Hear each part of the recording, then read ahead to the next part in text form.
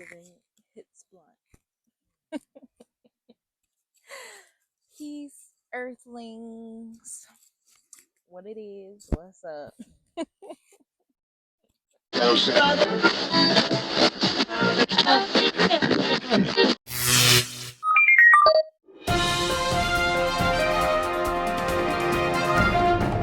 am re-recording this because yesterday I never checked my mic, and therefore it was muted the entire video because this was blinking and I never noticed. So here we go again. So take 2. Action. My video is based on my downloads I received, and in addition to that, decoding I was prompted by my spirit team to pursue. And started with initially, okay, so it started with me asking myself on the 5th. It's currently the 7th of January, and that means it's 11 more days until my birthday. Hey, support your girl. Cash app right here. And let's celebrate, because it's a celebration. Yeah, my solar return for the 20th time on this planet called love. Anywho, back to a regularly scheduled program. It started with me asking myself, who is my animus? Who is. And I was prompted to ask myself this question after Spirit led me to the Hood Mystics, aka Kyrie. One of his most recent posts, I think it was posted on December 2nd, and it's based off of his Chakra Nova book, but like a revamped. He's launching the chakra courses based upon his previous research done in his book Chakra Nova, but with further details and like him basically coaching you through it. And he starts with, of course, the root chakra, first chakra, bottom of the spine chakra, your security chakra, your safety chakra, your survival chakra, all that in the third. And in that video, he was breaking down, I think it's titled actually, what is anima / animus. So he was breaking down that physical manifestations on this planet of feminine energy, aka women, girls on this planet in human form, have souls. Their souls are masculine, this masculine energy. And I think Greeks refer to this as the animus, and vice versa, male manifestations in a human form that we call men have an anima, or female energy, that creates and stimulates from their soul. So, and I'll link that video below so you can go watch that and then come back to this and see how my Chiron and Sag be connecting the dots. So I was like, okay, new information unlocked. And then I took that into one of the suggestions that he gave towards shadow work in that video that people could try is writing a love letter to your soul. So I wrote at the top of my notebook page, love letter to Animus. And when you're most triggered, like what he was going off of in the video, the conversation was basically primarily focused on people going through, but also people that have already gone through. Like, it wasn't just for couples, but also for single people who needed to hear it. Going through relationships or gone through relationships with certain expectations of your partner or spouse or whoever it may be, and these expectations being produced by our shadows projections, and how that can lead and cause unhappiness, turmoil, chaos in a relationship, breakups, unbalanced relationships, like relationships full of, toxicity. And it all being a result and causation of us ignoring our souls, expecting people outside of our physical selves, our spiritual selves, all the aboves, all the selves that we obtain, have, perceive, of outreaching to other physical beings to serve our needs, and not, you know, recognizing that we either already have what we need as God provides, or being able to self soothe, self help by taking self accountability and loving yourself, practicing true love, and knowing that, therefore, practicing how to give from a full cup versus empty cup, because you put yourself first in order to be your best self and then interact with others as the best version of yourself, being balanced and soul aligned. So that led me to asking myself in meditation, that next rising, who is my animus? And sitting in the dark, asking myself, after I set my protections, I'm protected by a bubble of love that prohibits any and all low vibrational, unserving energies and entities from my vicinity, bubble, aura, all that, and the third. Whatever I say that. Um, After I set my protections and then went into meditation, and then gratitude was given, then I asked, who is my animus? I probably asked it again. Sad. And first thing that came up to popped in my head was Anubis. That resonated because, to an extent, because as far as this being all in regards to shadow work and these connotations, especially negative connotations around the shadow, the subconscious, um, just really stemming from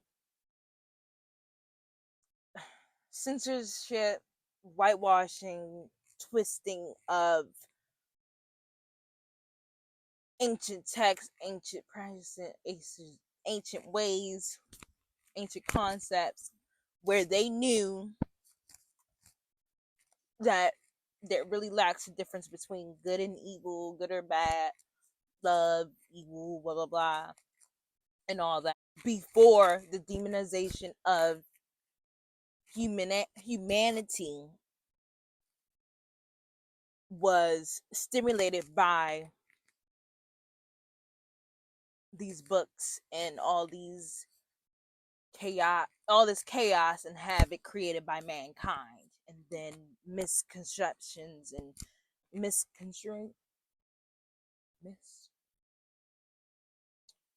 misconstruing done to make people resonate mankind and humans as one and the same, and also this idea of Satan and evil and it just being natural, and the idea of human nature being in any way, shape, or form evil or demonic. Y'all know what I'm talking about. So, before any of that transpired, there was this conscious mind, subconscious, and the goal of on this planet is to balance them in alignment, to then ascend up out of this matrix, this prison world, so to speak. I say that to say, along with those negative connotations about the devil and everything that revolves around demons, the devil, evil, darkness, blackness, and the opposite of light, and what light, and all this theatrics done to done to portray this idea of light, and then this light versus dark battle. And I say it to say, it resonated with me when Anubis came to me during meditation, because even when I was younger, watching Jimmy Neutron, and Monster High, which I was older watching Monster High, like it was a fair amount of years difference between me watching Jimmy Neutron and then Monster High. But like I know there was other shit on TV as well that I probably watched, but don't remember the names of or whatever. Pay less attention to, that had Anubis in it, or a depiction of Anubis, or what they want to say Anubis is and how it is, and obviously the same physical representation of the portrayal, portrayal, the depictions that we all know Anubis look like. So, and then these negative connotations gone to that, along with lots of other, aka just almost any Kemetic or Egyptian spirituality and principles up and down the tree of life, so on and so forth.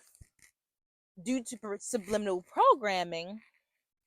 messages leading to programming along, and I'll just take the accountability on even without the subliminal program, because even when I was young, I'd be like, well, oh, that's Egyptian, so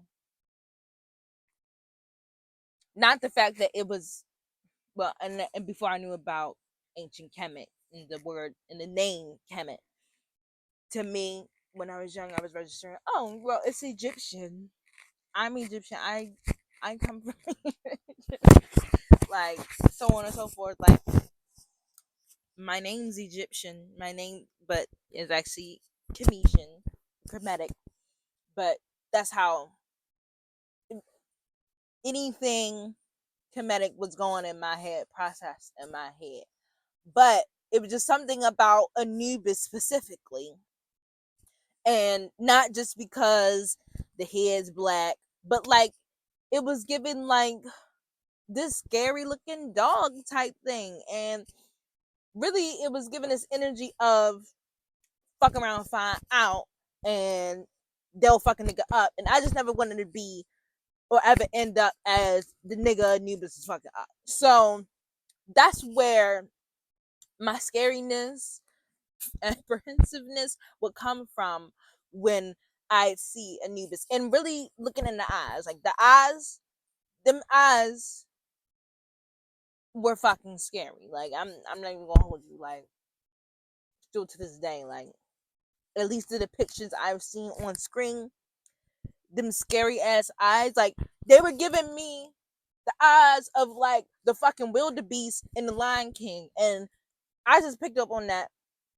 Like I didn't make that connection in my video that I tried to record yesterday, but y'all see how that comes in to play even more later down the line. So it was giving them scary ass wildebeest eyes from the Lion King, and I was just like, I don't fuck with, I don't fuck with. So that's the energy.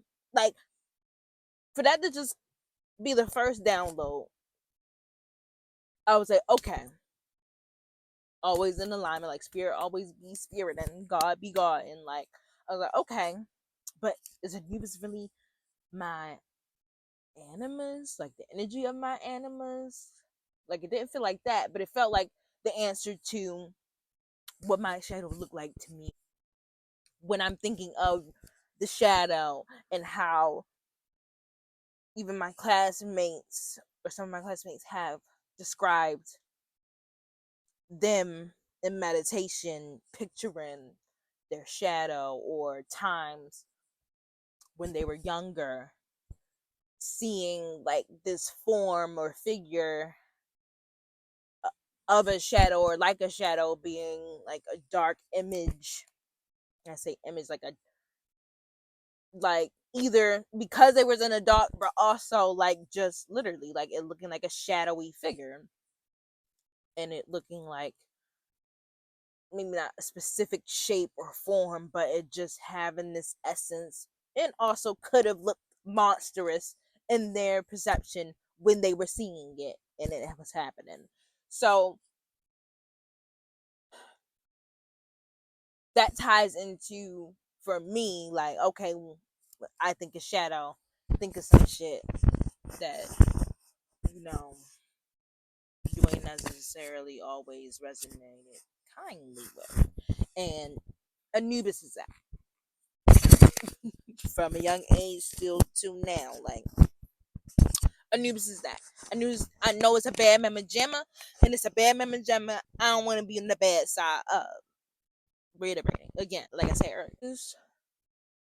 Well, then I was thinking, okay, breaking down because I'm all about etymology and the origin, the source of stuff. Get to the source, find the truth, blah blah blah. That's my energy. So I broke down. Okay, A, N, U, new, bis, and I broke it down so that at a later date I'll look up, like, mostly focusing on the etymology of the prefix A and how that came to be known as in modern English, not opposite, well, really just not, and whatever, you know how prefixes work. If you don't know the prefix of A or ab, like aboriginal, not original, like in, like indigenous, not indigenous, whatever indigenous means, which makes me skeptical about even calling myself indigenous. But you get the point. Like un meaning the same as the prefix n, I am, and that being not, and whatever the root word comes in after. Then, so I asked myself again, who is my animus? Let's get specific. Let's get full on clarity. And my mind went to, okay, I am I am named Ausar. That drew me to automatically Ausar. Like who's Ausar? It's not me specifically, but the principle of the 12 principles of the tree of life, like the primordial energy of Ausar, like who is that energy's animus in a sense. And that drew me to, of course, Ausar. The story of Ausar, Set, Haru, you know, the initial Virgin Mary story. So then Spirit led me down reflecting on the story of Ausar, Set, Haru, Set. So I paused my meditation to write this down. And to sum it up, Set represents the shadow waiting for the divine timing to tear you into pieces, to trigger you into going within, to trigger you to go within, going into the trance. So triggering you to go within a trance mode, a trance, and trance energy, that subconscious energy, that feminine energy, that water energy, new moon, black sky,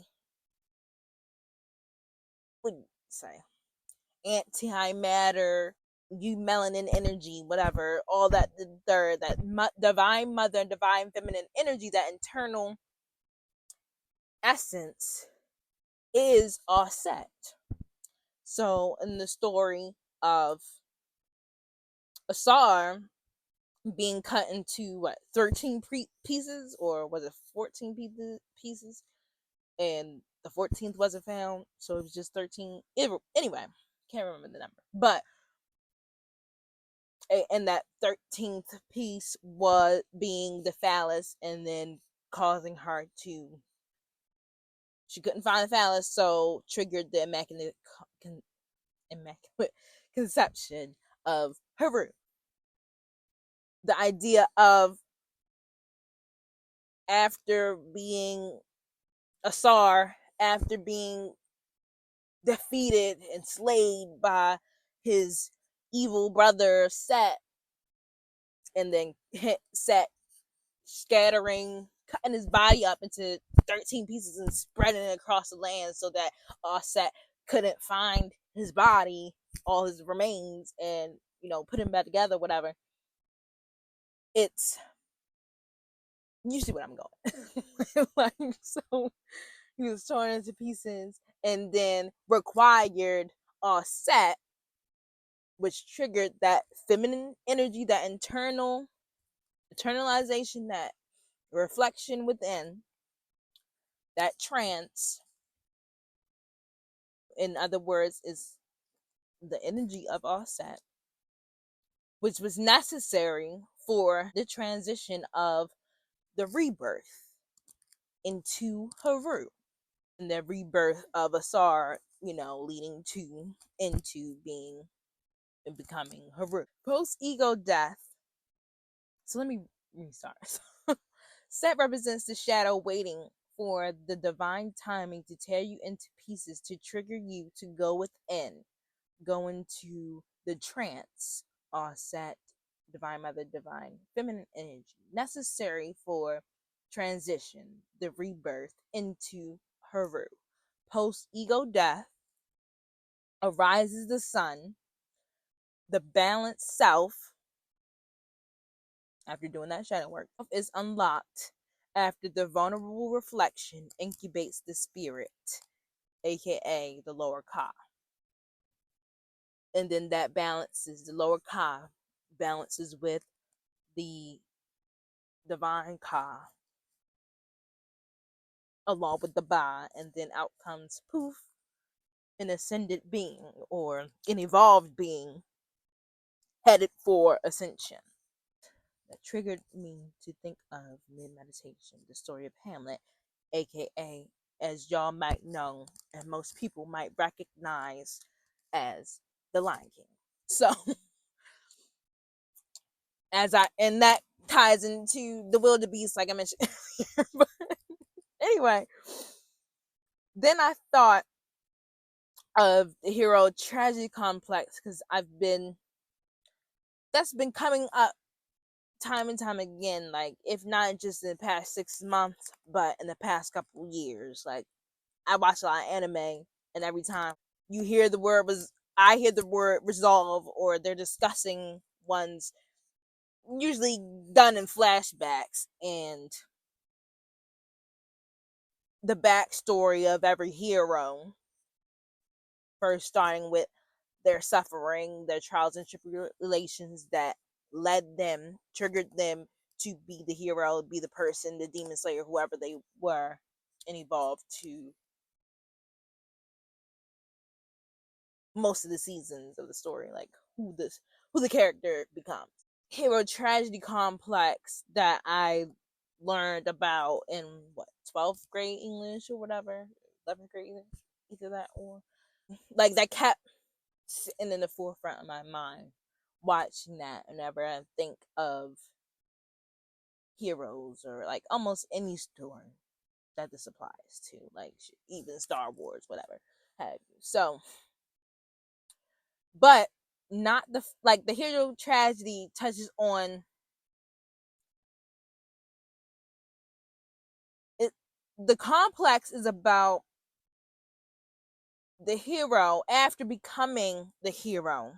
So not its initial trauma and what led it to become the hero, but after it's become the hero, another tragedy occurring in their story or before their passing, either leading to their direct demise or their demise, or just occurring to them, and then them never feeling the same and never being the same, whether they die from it or not.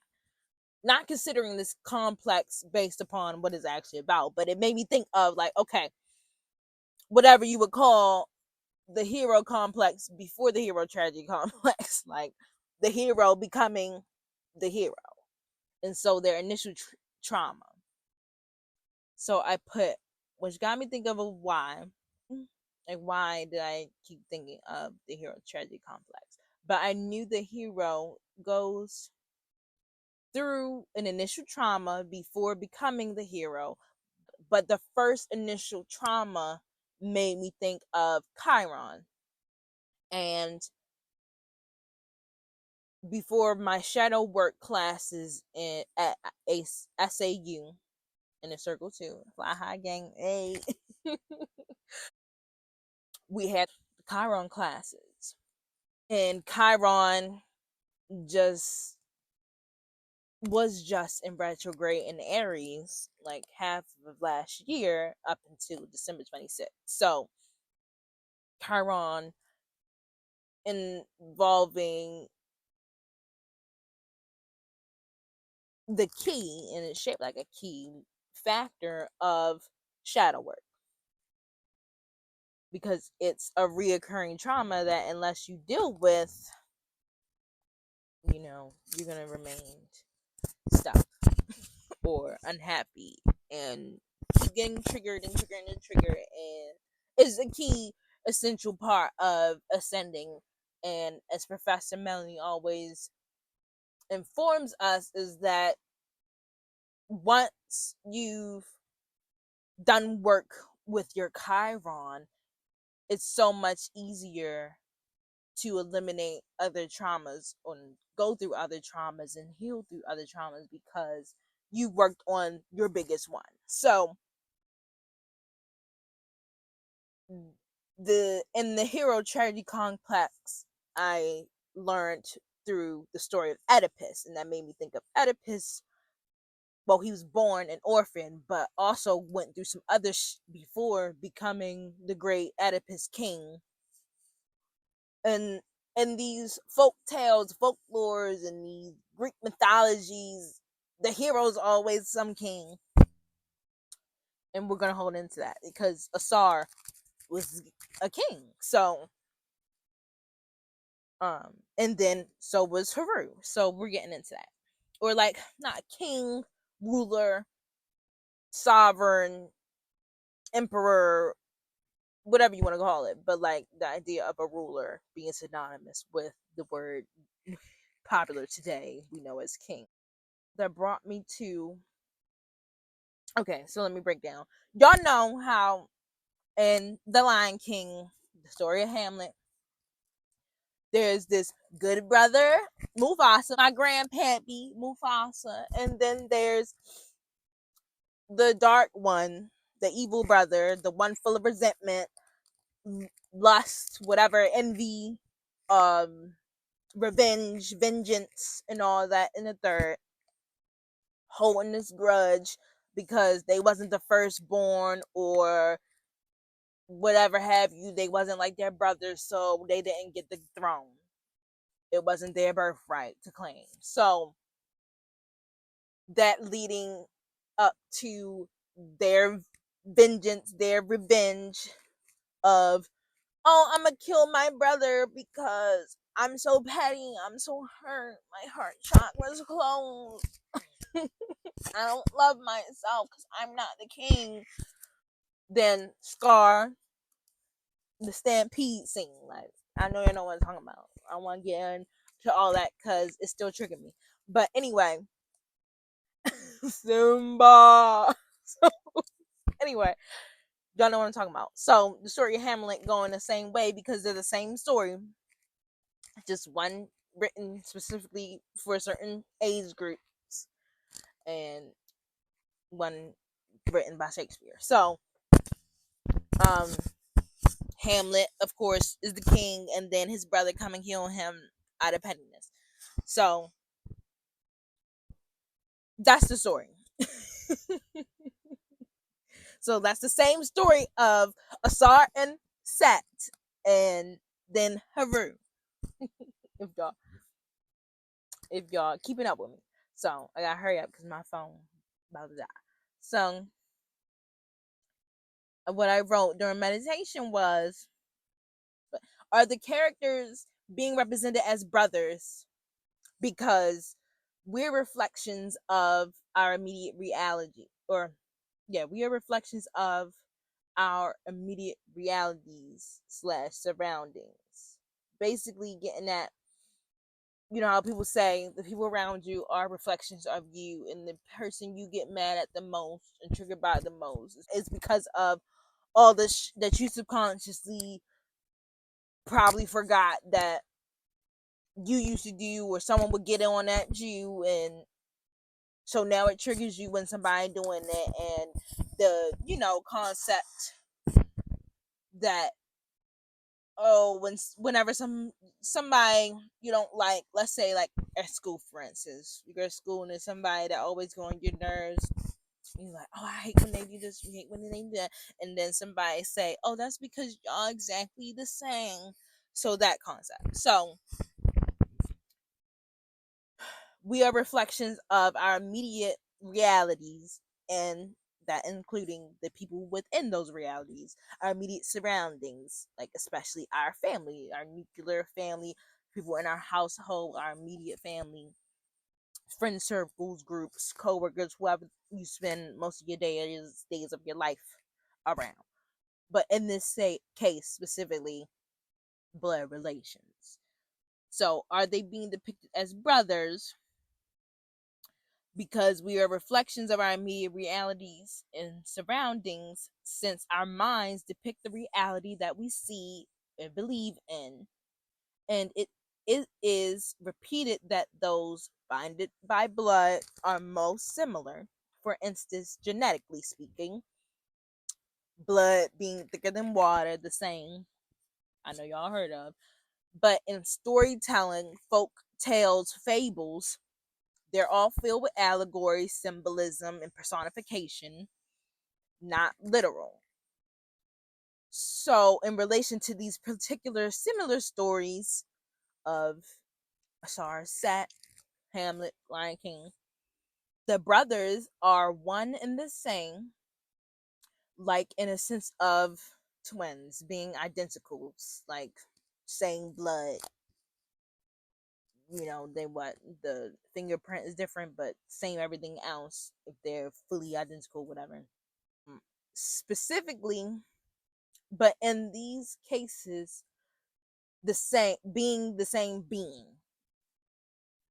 To not consider these stories as literal, they're depicted as brothers. But in actuality is this story, this allegory being done because to tell the story of this one being, this same being, as if they had split personalities or multiple personality disorder in this 3D illusion. And we be feeling as if we are these identities that we believe we are and separate from one another around us, everyone that we see physically. But in actuality, energetically, we're all connected through God, nature. So in the tales, these brothers represent the same being like soulmates, a soul split in half, finally reconnecting, reuniting, and because of imbalance, stimulating from still seeing each other as opposites or different, separate from one another, they clash, and the one deemed as evil one slays the so-called good brother, light versus dark battle, which becomes the direct causation of the sun to rise, who favors the good brother, Mufasa, the king, Ausar, into power, his birthright, claiming his birthright, which becomes the direct causation of the sun to rise, who favors the good brother, the king, into power, claiming his birthright. So the story of Fivver. And then I was prompted to write from watching Kyrie's video about the animus and what is animus anima. And he said this Bible verse, a Bible quote about speak to one's something about those with ears or something something about people only one that can hear is those with ears, but if you have ears, say cheers. But something about that. If you go watch the video, like I said or suggested to do you know what I'm talking about? And so in meditation, it came to me, fear feeds easily into fake ears, and then it jumped to weak ears, and then finally faint ears. So fear feeds easily into faint ears, and I capitalized the F in faint and the capitalized E in ears because ears is in fear. So I was trying to my mom was trying to do something like that, and I made a connection of my north node interpretation. My north node is in Aquarius. No, my north node is in Leo, and my south node is in Leo. And I made the interpretation of, or drew the conclusion of, Aquarius has to balance through Leo boldness to proudly share their studies and knowledge. And then I'm going to have to make the part 2 for the etymology breakdowns that I was prompted to look into. And so I wanted to bring up how, okay, on the 2nd, and I started with this the last time I recorded this. On the 2nd, I was really awakened while I was sleeping. I heard this knock, knock, knock, knock, knock, knock, knock, knock, and I already had the sense before I took my eye mask off to look at the culprit that I already intuitively figured that this was a bird knocking on the window. And so, of course, I opened my eyeballs I lift up my mask, I open my eyeballs, and surprise, surprise, no surprise at all, it's a fucking bird knocking, knock, knock, knock on the window with his beak. And cause like the way spirit be spiriting, so I knew that it was a bird, or I figured it was a bird about the third time it knocked. It knocked about 5 times. So about the third time it did it, I was like, is this a fucking bird again? Because this is not the first time a bird has came to that window and did this to me. So I struggle with insomnia. So dealing with insomnia issues on occasion, almost daily. I don't like being awake, like really awakened. Like this is so triggering, and especially when when I actually started falling to sleep. Like if I'm still feeling like I ain't even get no actual shut eye or go into any realm or any theta alpha state because my mind was just going the whole night, or I felt like my mind was just going the whole night, then I wouldn't be as mad. But it's, of course, not at those times. It's at the times where I feel like, oh, we're actually getting sleepy. And then knock, knock, knock, wake the fuck up. Tweet, tweedle, tweet. It's a fucking cardinal knocking at the damn window. So he knocked about 5 times. I looked. On the third knock, I lifted the mask, opened my eyeballs, and I look at the window, and I ask, "Who are you?" Because I'm pissed. So, and I want the answers now. So, had I calmed down, managed to calm down, and breathe through it, and be patient enough while being calm enough to receive the answer on who the fuck that was, I didn't receive no immediate answer. That's okay, because I didn't just forget about it. Of course, I kept thinking about it and coming back to it the whole day. So, and I asked it, "Who are you?" because other times, like if I see a white butterfly, I asked who it was, but after repeatedly seeing it, when I was like probably in my most prime, doing my spiritual work, doing yoga outside like every day, meditating outside every day, and obviously like in the summer when it was warm and shit. You could check my first few videos, and that was the time. So I asked, who is this white butterfly that keeps following me around? I keep seeing like every day. And it was my great aunt Mary. So, and I know when I see a dragonfly, it's denoting this masculine energy. And I asked who that was, and I received clarity on it being my grandpa. So I asked, who is this at my window? And anyway, I ain't getting no answer. But the answer came, well, not the answer to specifically that question, but why was this knocking at the door window? It was, so I wrote down cardinal cross, and I recognized how in my birth chart, the cardinal cross, I have that. Like I have.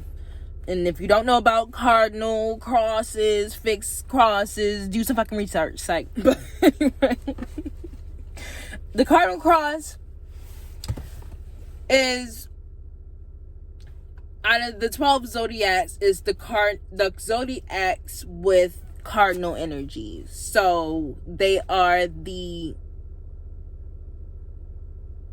initiators. Yeah, the initiators. No, so it's Aries, cardinal fire, and parallel to Aries is cardinal air sign, which is the Libra, and then perpendicular to them is Cancer, cardinal water, and then Capricorn, cardinal earth. And I noticed I have all of those signs in my chart. So I wrote down cardinal cross in my chart. And then that reminded me of Sister Myra Moss's breakdown of the astrological crosses. So check that video out. It's on Professor Melanie's channel. And just type in Sister Myra Moss. And anyway, she was talking about, she's breaking down the cardinal cross and the energy at that time, which we're also still in. And it was touching on creative rulership. And then the cardinal cross, I wrote from my notes of that video, cardinal cross represents spiral of evolution / elevation, because those are synonymous. So, and then I wrote down the crosses, you know, Aries and Libra's masculine energy, feminine, like water and earth are feminine energies, fire and air are masculine energies. So it's the same, like my professor and also Sister Myra Moss says, it's best not to call them opposites, because, well, they're not opposite how we think of the word opposites, just because they're on axes and parallel to each other. Like, they're the same energy, but they're expressed differently. So, from the cardinal cross representing the spiral of evolution, I wrote, what resonated with that for me was royal energy. That prompted me to write down a couple of affirmations along with that. And I wrote, I am regal, I am royal, I am royalty, I am reina, I am sovereign. I knew I was prompted to write those down because I will be creating a New Year's affirmations. And I know it's past New Year's, but we're still fresh in the second week hasn't even really started. So it's still fresh and new. So I'm going to do what I was prompted to do and get back to you.